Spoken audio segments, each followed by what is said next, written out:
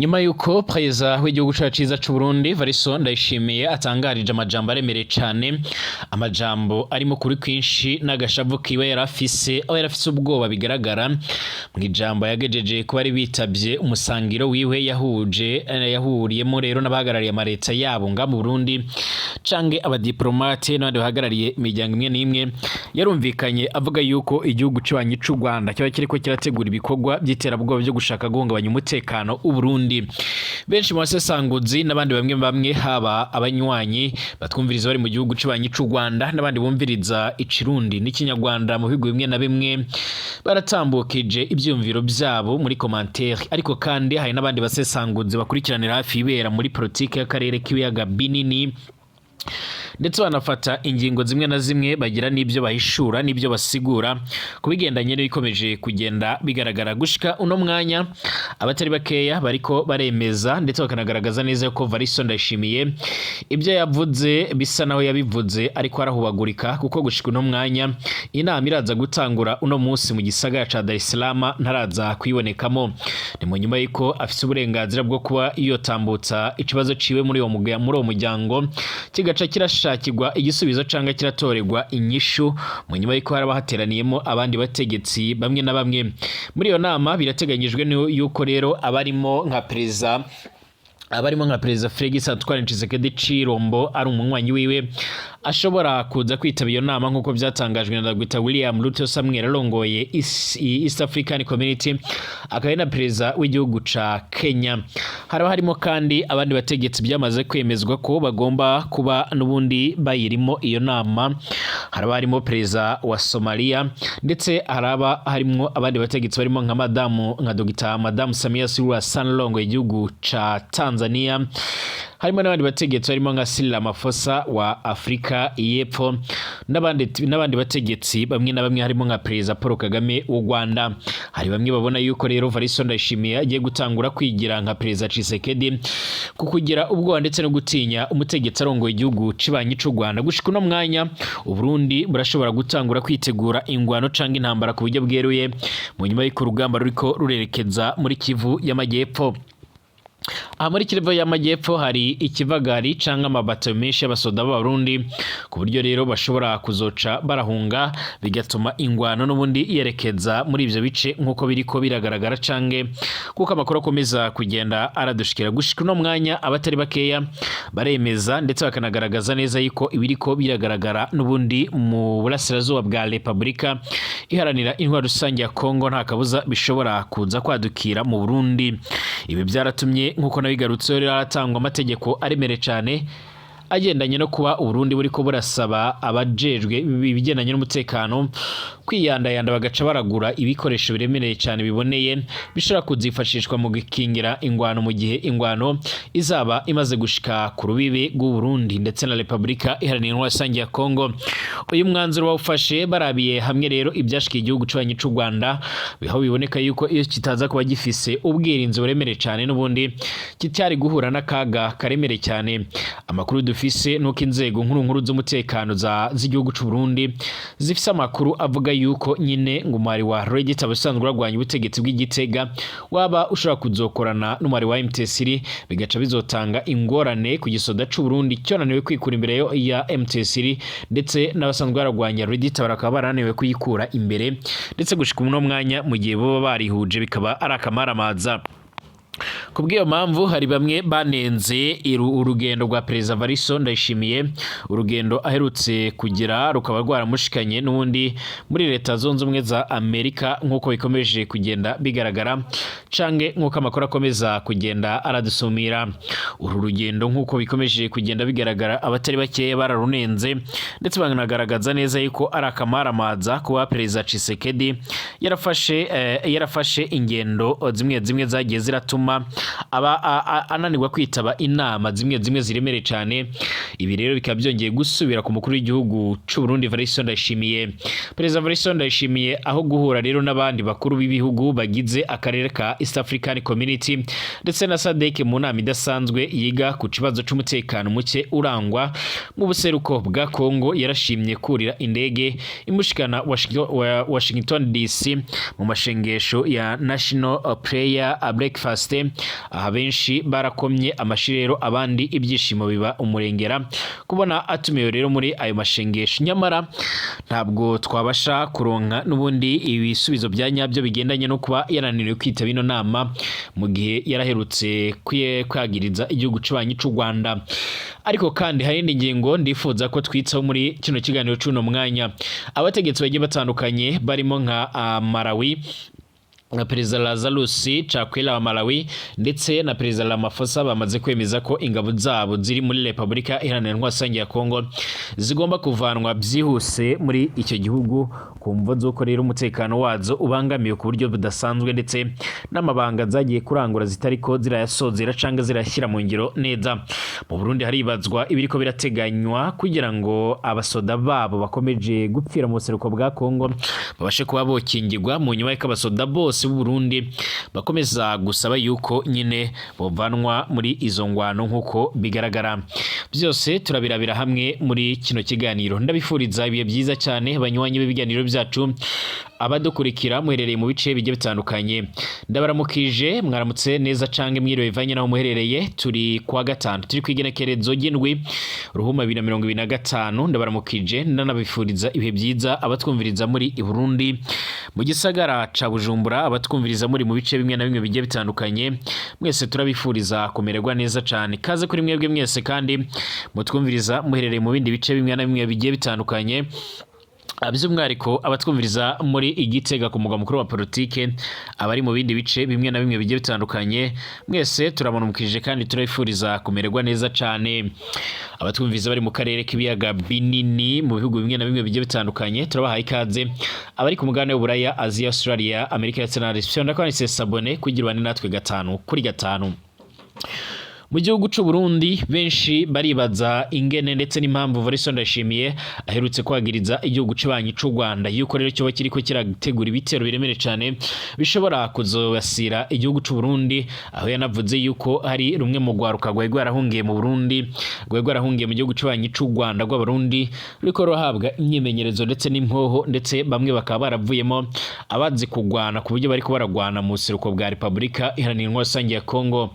Ibi byaratumye benshi banatekereza, ariko kandi abasesenguzi baravuze ko bwana Variston Ndayishimiye yagize ubwoba bw'ibyashikiye Felix Antoine Tshisekedi Chilombo kubijyanye n'uburyo rero umuhari wa M23 uriko urakora ibintu biteye ubwoba nga muri Kongo, aho uriko uramufatana ibice byinshi cyane bigiye bitandukanye, ndetse abanyagihugu bakaba bakomeje gushigikira uyu muhari.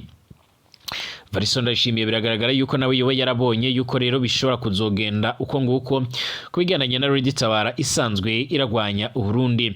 Birashoboka yuko kandi Yatitije isanzwe iragwanya Uburundi ishobora gusaba umusada ku mari wa M23 mu nyuma yuko rero iyi Yatitije nayo ivuga ko hari byinshi iri kiragwanira, ndetse leta yagitegeka bitariko irabyumviriza neza.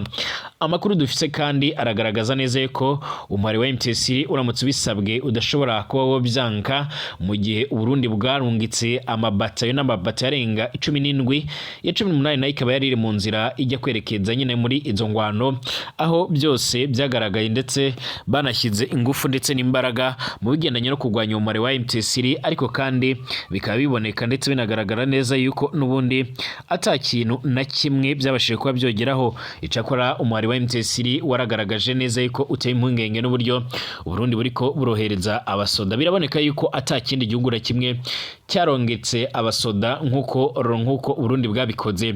Biraboneka yuko rero iyo ngwano ubwayo niyo Yatitije itokwifatikanya n'umuhari wa M23. Ingwano ikaba ikomeje gusatira umupaka uhuza Uburundi ndetse cyane cyane uhuza Uburundi n'igihugu ca Kongo. Biraboneka yuko bishobora kuzobyara intambara iremere cyane. Bwana Variston Ndayishimiye yaravuze ati turatekereza neza yuko ingwano ishobora kuzoshikanga mu Burundi, iyi ngwano ishobora kuzosakara mu karere kose. Icyakora Variston Ndayishimiye yaravuze ko yiteguriye n'ubundi kuzohangana ndetse no kwivuna umwanzi mu buryo bwose bushoboka. ahangaha ntibyatebye kabiri yuko rero nyine hatangwa amategeko aremere cyane yuko n'ubundi ibyama biriko bigaragara ndetse n'ibyama biratangazwa bigomba gushyirwa mu ngiro ku buryo gushika uno mwanya n'ubundi muri icyo gihugu cyane cyane muri kino gihugu c'u Burundi hatangujwe gahunda yo kurabira hamwe ingene botumiza ibikoresho biremerekane, ibikoresho bishobora gutangura kwifashishwa mu bigendanye no kugarukana amahoro n'umutekano nk'uko bigaragara. Bivugwa ko kandi imipaka y'u Burundi na Kongo ku ruhande rw'u Burundi ishobora gutangura by'umwihariko gukora ibishoboka byose kugira ngo hatangure hagirwe ibishoboka byose nk'uko bikomeza kugenda bigaragara canke nk'uko amakuru akomeza kugenda aradusumira. Amakuru akomeza kugenda aradushika canke aradusumira muri uno mwanya aragaragaza ko abasesenguzi bamwe na bamwe babona yuko iyo ngwano ishobora kuzaduka mu Burundi ndetse no mu bindi bice bimwe na bimwe bigiye bitandukanye nk'uko byoma bigaragara. Amakuru yihuta kandi hadafise ivumbi aragaragaza neza yuko ingabo z'u Burundi zimwe zararungitswe muri Somalia zigomba gutahukanwa mu buryo bwihuse.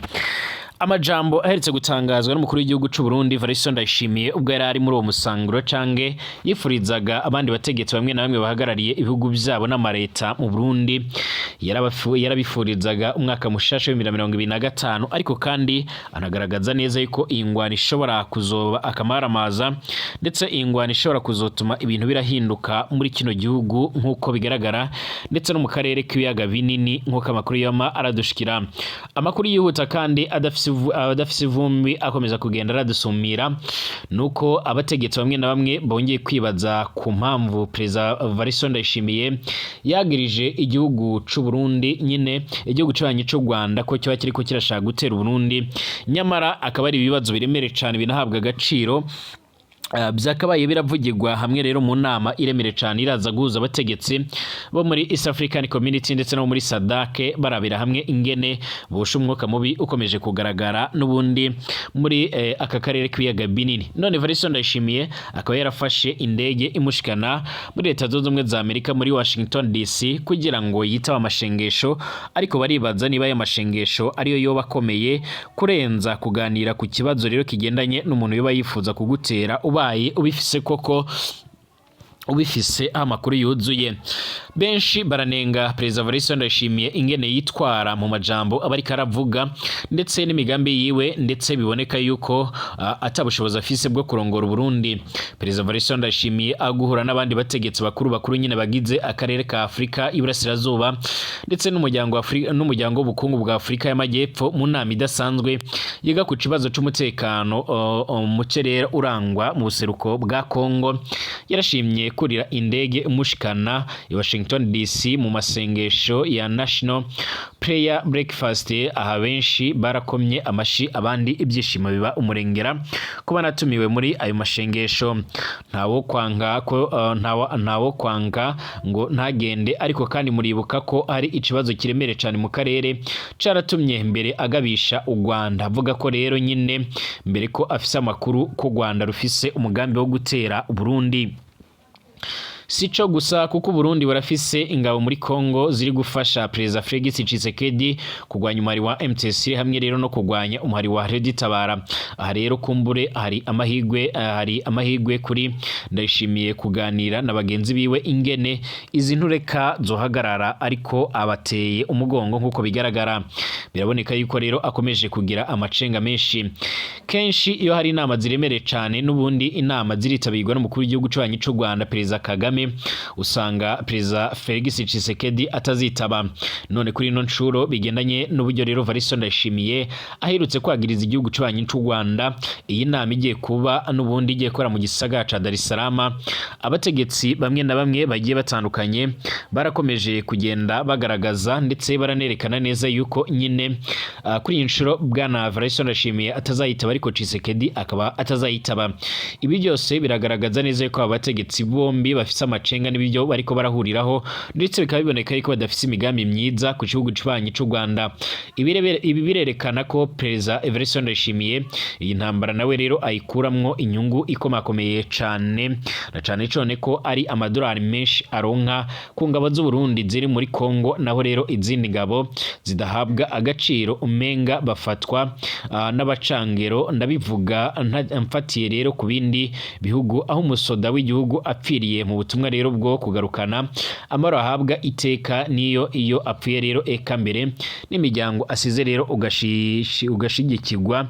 Biboneka ko rero ari Uburundi ko i Burundi ho batabwa nk'akanuka nk'uko bigaragara. Dufatiye kandi kubyibonekeza kuri umwe rero mu ntwazagaba yaradisuguriraga ingene abasoda b'abarundi bakunda gupfa, yaravuze ko Uburundi butajya burangura ibikoresho by'igisoda.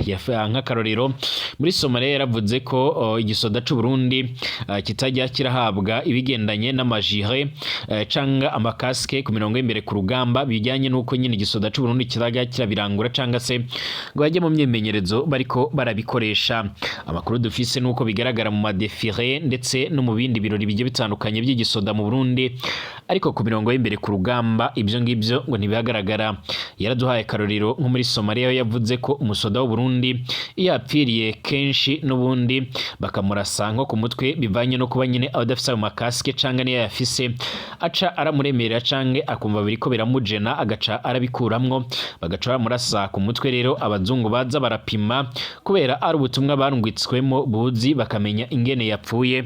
Icyo gihe rero ngo abasoda b'abarundi bafata ingingo yo kongera kumurasa ahandi hantu kugira ngo biboneke ko ariho yarashwe, mu rwego kugira ngo bataza kubaza ngo ni kuki aba basoda batambaye jire canga se nyine batari bambaye amakaske. Ibi byose biraboneka yuko bwana Evariste Ndayishimiye afise uburangare mu burongozi bw'igihugu ciremere cyane, ku buryo mu Burundi abanyagihugu benshi bakomeje kwiyamiriza ishano n'ibara riko rirakorerwa muri Kongo. Ikindi ashobora kwibaza ko rero bagenzi be bo mwagiriza ko rero yakoze amakosa kurungika ingabo zijya rero gufasha Tshisekedi.